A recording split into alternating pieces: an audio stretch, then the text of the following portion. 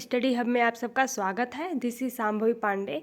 तो आज हम लोग पढ़ेंगे शिक्षण के सिद्धांत एवं विधियाँ। चैप्टर 1 जैसा कि आपको पता है कंप्लीट हो चुका है, तो चैप्टर 2 आज हम लोग शुरुआत करने वाले हैं। चैप्टर 2 बहुत ही इंटरेस्टिंग टॉपिक और काफ़ी इम्पोर्टेंट टॉपिक है। आपके बीएड एग्ज़ाम के साथ साथ अन्य परीक्षाओं के लिए भी उपयोगी है। तो इस चैप्टर को बहुत ही ध्यानपूर्वक पढ़ेंगे। चैप्टर 2 आप लोग का क्या है? शिक्षण के सिद्धांत। ठीक है, आइए इसके कुछ इंपॉर्टेंट टॉपिक जो मैंने हाईलाइटेड किए हैं, क्या क्या इंपॉर्टेंट टॉपिक है उसको हम लोग डिस्कस करेंगे। पहले ऐसे इंपॉर्टेंट टॉपिक पूरा कवर करेंगे पूरे चैप्टर को, उसके बाद इसका एमसीक्यू का चैप्टर आएगा जिसमें 50 एमसीक्यू या 25 जैसा ही क्वेश्चन बन पाएंगे चैप्टर के हिसाब से। चैप्टर बड़ा या छोटा के हिसाब से एमसीक्यू की संख्या होगी। वैसे हम लोग पहले क्या करेंगे, मोस्ट इम्पॉर्टेंट टॉपिक को डिस्कस कर लेंगे, उसके बाद उसका लास्ट में एमसीक्यू करेंगे। तो इसका ये चैप्टर काफ़ी बड़ा है, तो इसका हाफ चैप्टर आज हम लोग डिस्कस करेंगे, बाकी हाफ चैप्टर कल डिस्कस करेंगे। तो चलिए हम लोग क्लास को बिना देरी किए शुरू करते हैं। आई होप आप लोग को समझ में आ गया होगा। तो चलिए देखिए, शिक्षण के सिद्धांत आप लोग के चैप्टर 2 का नाम है। तो देखिए, सन 1963 में जेम्स ब्रूनर ने, कौन? जेम्स ब्रूनर ने, यहाँ पे आइए आप लोग।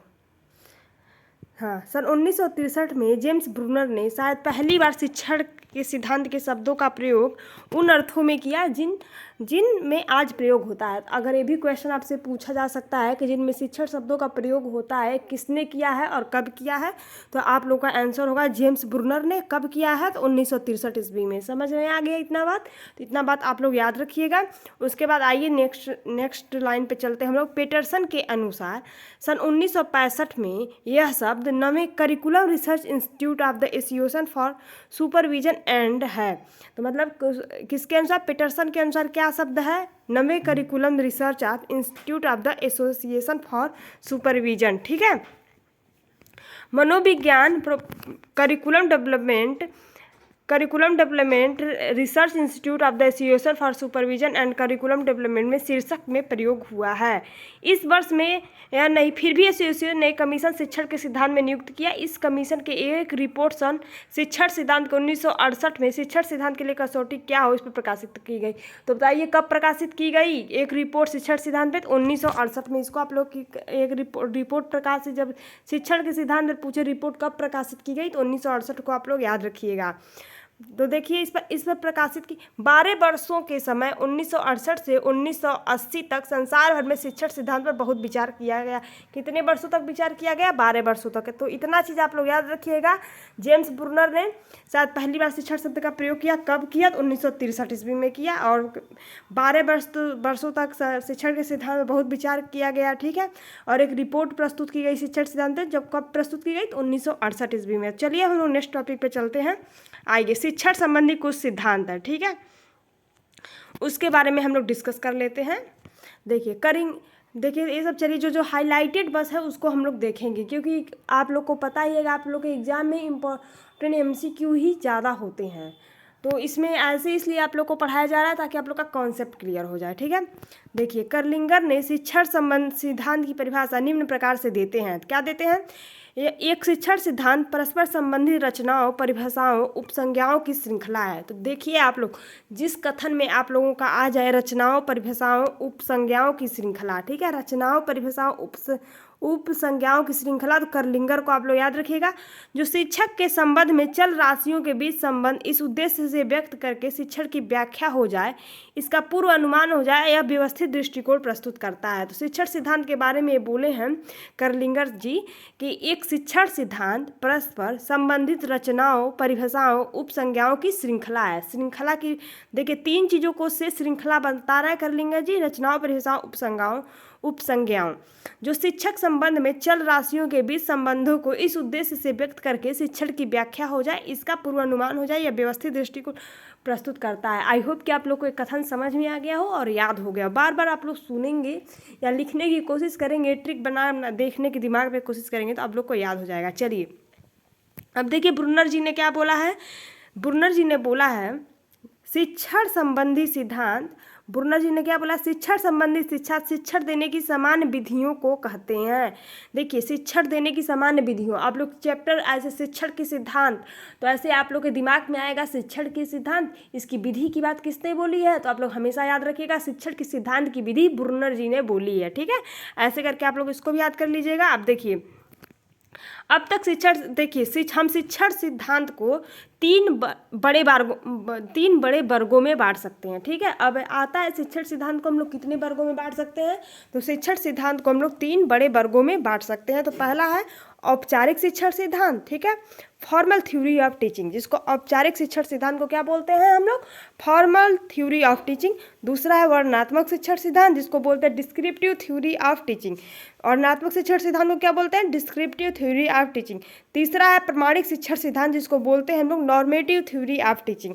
तो चलिए एक एक को हम लोग करके देखते हैं, इसमें क्या क्या इंपॉर्टेंट पॉइंट है, क्या क्या बुलेट पॉइंट है, उसको हम लोग देखते चलेंगे। ठीक है, तो चलिए पहला आता है आप लोग का क्या है, शिक्षण को हम लोग 3 वर्गों में विभाजित, आप लोग मेरे साथ साथ बोलने की कोशिश कीजिए ताकि आप लोग को याद भी हो। तो पहला है औपचारिक शिक्षण सिद्धांत, दूसरा वर्णनात्मक शिक्षण सिद्धांत, तीसरा प्रमाणिक शिक्षण सिद्धांत। तो चलिए हम लोग देखते हैं औपचारिक शिक्षण सिद्धांत क्या है, जिसको हम लोग फॉर्मल थ्योरी ऑफ टीचिंग कहते हैं। यह सिद्धांत तत्व विज्ञान एवं ज्ञानवाद की उपसंज्ञाओं पर आधारित है। तो औपचारिक शिक्षण सिद्धांत किस पे आधारित है, तो आप लोग याद रखिएगा तत्व विज्ञान, ठीक है, तत्व विज्ञान और ज्ञानवाद। ठीक है, औपचारिक शिक्षा, ऐसे क्वेश्चन पूछ सकता है तत्व विज्ञान और ज्ञानवाद पे कौन सा शिक्षण सिद्धांत आधारित है, तो आप लोग को याद रखना पड़ेगा औपचारिक शिक्षण सिद्धांत। आई होप कि आप लोग को समझ में आ गया होगा। इतिहास के दृष्टिकोण से यह शिक्षण संबंध में सर्वप्रथम प्रतिपादित किया गया था। इतिहास में यह शिक्षा औपचारिक शिक्षण सिद्धांत जो है ये सबसे पहले प्रतिपादित किया गया था। औपचारिक शिक्षण सिद्धांत वर्ग के अंतर्गत 4 शिक्षण सिद्धांत के उप वर्गों का वर्णन किया गया है। तो औपचारिक शिक्षण सिद्धांत में कितने वर्ग आते हैं, तो 4 वर्ग आते हैं। ठीक है, शिक्षण सिद्धांत 3 होते हैं, औपचारिक में कितने आ जाते हैं, 4 आ जाते हैं। ठीक है, ऐसे कर करके आप लोग याद रखिएगा। तो पहला क्या आता है इसके अंतर्गत, इसके अंदर आता है विचारों उत्पादक शिक्षण सिद्धांत। ठीक है, विचारों उत्पादक शिक्षण सिद्धांत, आप लोग को नाम से स्पष्ट आ रहा है वह शिक्षण सिद्धांत जिसमें विचारों को ज़्यादा महत्व दिया गया हो, विचारों उत्पादक शिक्षण सिद्धांत। ऐसे मैं आप लोग को बता देती हूँ ताकि कुछ आप लोग को आइडिया हो जाए। ठीक है, तो इसके जन्मदाता, विचारों उत्पादक शिक्षण सिद्धांत के जन्मदाता सुकरात कहे जाते हैं। इसको याद, एक क्वेश्चन हमेशा ऐसे डायरेक्ट पूछता है, विचारों उत्पादक शिक्षण सिद्धांत के जन्मदाता कौन है, तो आप लोग याद रखिएगा सुकरात जी हैं। ठीक है, आई होप कि आप लोग को क्लास अच्छा लग रहा हो, तो मन से पढ़िए, मन लगा के पढ़िए। अब आ जाइए दूसरा, औपचारिक में 4 होते हैं, जिसमें एक आप लोग पढ़ लिए विचारोत्मक शिक्षण सिद्धांत। अब उसमें का दूसरा है संप्रेषण शिक्षण का सिद्धांत। ठीक है, दूसरा क्या है, संप्रेषण शिक्षण का सिद्धांत। अब संप्रेषण शिक्षण के सिद्धांत कौन प्रतिपादित किया था, तो ऐसे सबका आप लोग नाम याद रखिएगा बुलेट पॉइंट करके। संप्रेषण शिक्षण के सिद्धांत हर्बर्ट द्वारा प्रतिपादित किया गया था। किसके द्वारा प्रतिपादित किया गया था, हर्बर्ट द्वारा। इसमें क्या होता है, इसमें बालक के मस्तिष्क को कोरा कागज माना गया है, बालक के मस्तिष्क को कोरा कागज माना गया। अब उसमें जैसा जो चीज़ डाल देंगे वो ऐसा ही हो जाएगा। तो ठीक है, तो इसको संप्रेषण शिक्षण सिद्धांत का प्रतिपादन कौन किया था, हर्बर्ट ने किया था। विचारोत्पादक शिक्षण सिद्धांत को कौन किया था, सुकरात ने किया था। ऐसे आप लोग याद करिएगा। ठीक है, चलिए हम लोग नेक्स्ट लाइन पे चलते हैं। संचयकरण शिक्षण का सिद्धांत। ठीक है, और इस संचयकरण सिद्धांत का प्रतिपादन कौन किया था, तो इसको भी आप लोग याद रखिए, डीवी महोदय जी ने संचयकरण शिक्षण सिद्धांत का प्रतिपादन किया था। ठीक है, इस सिद्धांत का मूल विचार यह है, विद्यार्थियों के शिक्षण द्वारा वंचित आकृति या ढांचे में ढालना चाहिए। मतलब आप जैसा उसको पढ़ाना लिखाना चाहते हैं उसको किसी आकृति या ढांचे में डालना चाहिए। ठीक है, यहाँ पे आप लोग देख लीजिए, मानव व्यक्तित्व अपने वातावरण के अभाव से ही बनता एवं संवरता है। इस कारण बालक को शिक्षा देने में उत्तम वातावरण पर बल देना चाहिए। चलिए अब हम लोग नेक्स्ट क्वेश्चन पे चलते हैं। देखिए सब एक बार फिर से दोहराएंगे हम लोग। औपचारिक शिक्षण सिद्धांत 3 वर्गों में बांटा गया है। पहला होता है औपचारिक शिक्षण सिद्धांत। औपचारिक शिक्षण सिद्धांत जो होता है 4 वर्गों में बांटा गया है। पहला होता है विचारात्मक, दूसरा होता है संप्रेषण, तीसरा होता है संचयकरण और चौथा होता है परस्पर खोजबीन का सिद्धांत। तो परस्पर खोजबीन के सिद्धांत पे आइए। यह सिद्धांत विद्यार्थी और अध्यापक की परस्पर खोज पर बल दिया गया है। यह समस्या समाधान विधि को महत्व देता है। इस विधि में शिक्षक विद्यार्थी दोनों भाग लेते हैं। ऐसे क्वेश्चन पूछ सकता है, कौन से विधि में शिक्षक और विद्यार्थी दोनों भाग लेते हैं। तो आप लोग को याद होना चाहिए शिक्षक और विद्यार्थी दोनों भाग लेते हैं।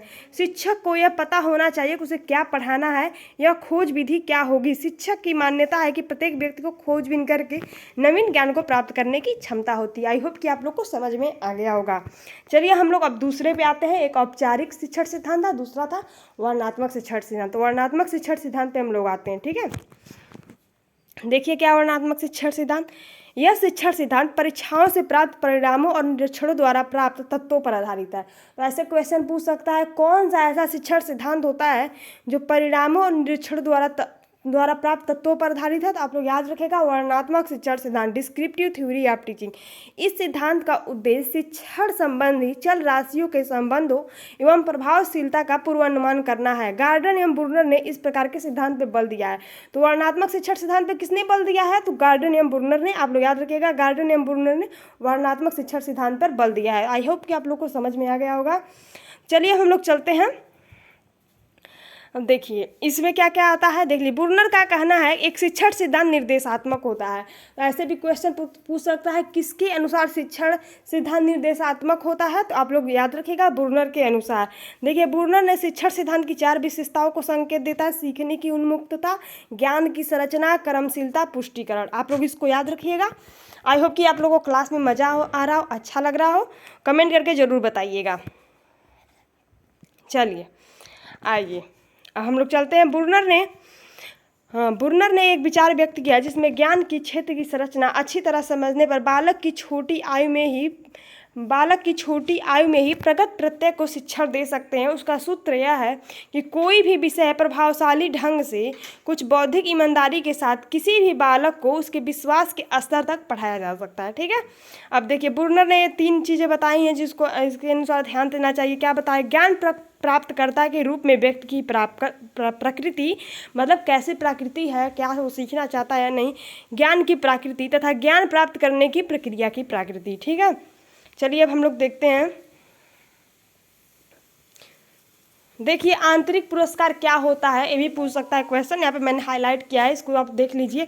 आंतरिक पुरस्कार वह संतोष होता है जो समस्या को हल करने को मिलता है। कोई सब लोग बचपन से मैथ पढ़ते आ रहे हैं, मैथ का एक भी क्वेश्चन सॉल्व हो जाता है, किसी से भी छोटा हो या बड़ा, जो संतोष मिलता है उसी को हम लोग आंतरिक पुरस्कार एक संतोष के रूप में कहते हैं। या कोई भी क्वेश्चन अगर आप लोग को याद हो जाता है किसी भी चीज़ से, तो वही आंतरिक संतोष जो होता है वही आंतरिक पुरस्कार, उसी के बारे में यहाँ पे बात किया गया है। ठीक है, अब देखिए हम लोग चलते हैं। अन्वेषण, सीखना, अनुप्रेरणा की वृद्धि करना सीखने की क्रियाओं को प्रोत्साहित करता है। सीखने की क्रियाओं को प्रोत्साहित कौन करता है? अन्वेषण, सीखना या अनुप्रेरणा की वृद्धि करना। ऐसे भी क्वेश्चन पूछ सकता है। चलिए अब हम लोग प्रमाणिक शिक्षण सिद्धांत पे आते हैं।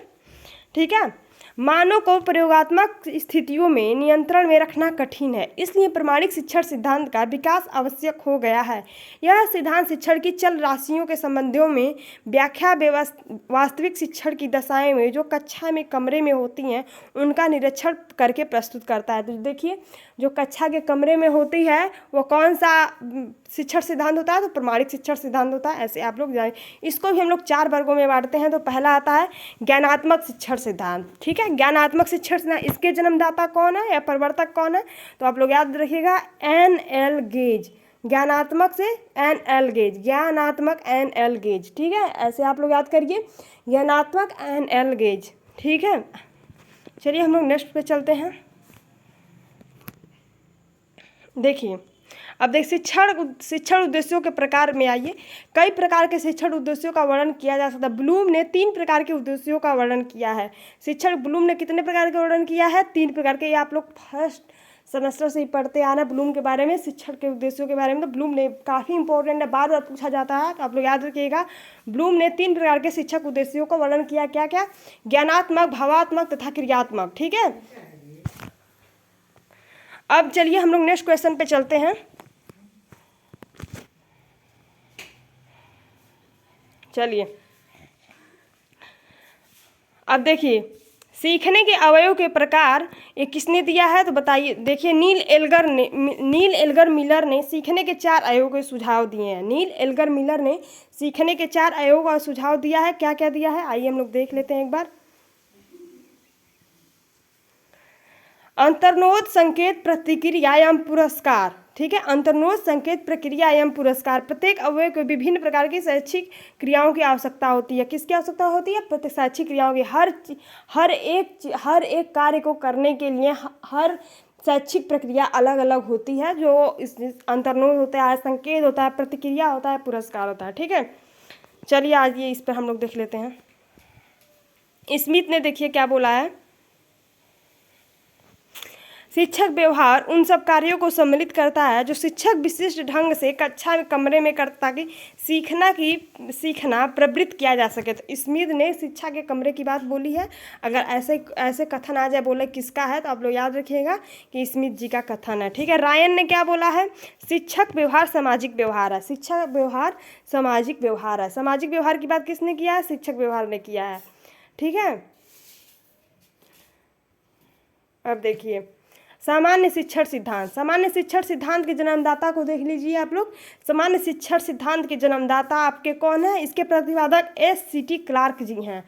सामान्य शिक्षण सिद्धांत के प्रतिपादक कौन है? इसके प्रतिपादक S.C.T. क्लार्क जी हैं। आप लोग S.C.T. क्लार्क जी को याद रखिएगा, काफ़ी बार पूछा गया है, काफ़ी इंपॉर्टेंट है। तो S.C.T. क्लार्क जी ने सामान्य शिक्षण सिद्धांत को दिया है, ठीक है। आई होप कि आप लोगों को क्लास अच्छा लग रहा हो। क्लास अच्छा लगा हो तो प्लीज़ लाइक, सब्सक्राइब, शेयर और अपने दोस्तों के साथ शेयर जरूर कीजिएगा। और आधा चैप्टर यहाँ तक कंप्लीट कर लिया गया, आधा चैप्टर इसके बाद आएगा वीडियो। तो चलिए क्लास को यहीं पे करते हैं बंद। और आप लोगों को क्लास अच्छा लगा, लाइक, सब्सक्राइब, शेयर जरूर कीजिए। Thank you so much guys. I hope कि जितनी चीज़ें आप लोग को समझाई गई उतनी चीज़ें आप लोग को तैयार हो गई हो, याद हो गई हो, समझ में आ गया होगा। Thank you guys. अगर नहीं समझ में आए वीडियो एक बार और देख लीजिएगा। Thank you so much.